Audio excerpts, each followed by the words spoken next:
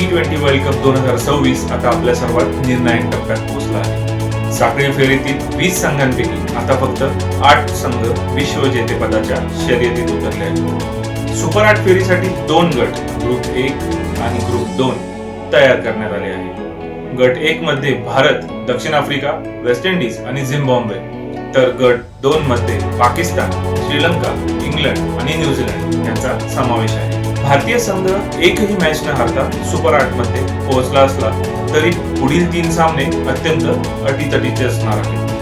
भारतीय संघाला दक्षिण आफ्रिका, झिम्बाब्वे, वेस्ट इंडिज या 3 संघांचे आव्हान असणार आहे. सलामीवीर अभिषेक शर्माचा खराब फॉर्म आणि मधल्या फळीतील फलंदाजांचा फिरकी गोलंदाजी विरुद्धचा संघर्ष ही चिंतेची बाब आहे.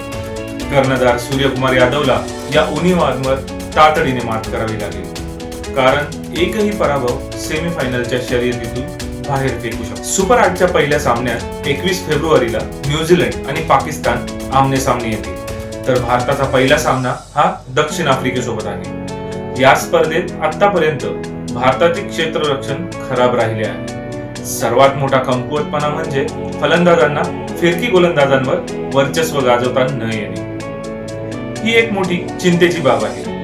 भारतीय संघाचे सहाय्यक प्रशिक्षक रायन टेन डोइशेट यांनी देखील कबूल केले की संघाला स्पिन विरुद्ध संघर्ष करावा लागत आहे. विशेषतः भारतीय संघाच्या लाईनअप मध्ये अनेक डावखुऱ्या खेळाडूंची उपस्थिती लक्षात घेता टॉप 3 पैकी तिघे अभिषेक शर्मा, ईशान किशन आणि तिलक वर्मा हे डावखुरे आहेत. सुपर 8 मधील मॅचेस खेळताना नॅशनल रन रेट म्हणजे नेट रन रेट या फेरीत अत्यंत महत्त्वाचा ठरणार आहे.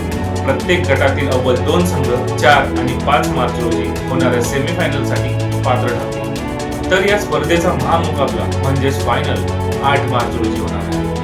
भारतीय संघाची फलंदाजी भक्कम आहे, पण फिरकी गोलंदाजी पुढे त्यांना काही अडचणींना सामोरे जावे लागत आहे. उद्या होणाऱ्या दक्षिण आफ्रिकेविरुद्धच्या सामन्यासाठी भारताच्या प्लेइंग 11 मध्ये कोणाला स्थान मिळेल हे बघावे लागेल.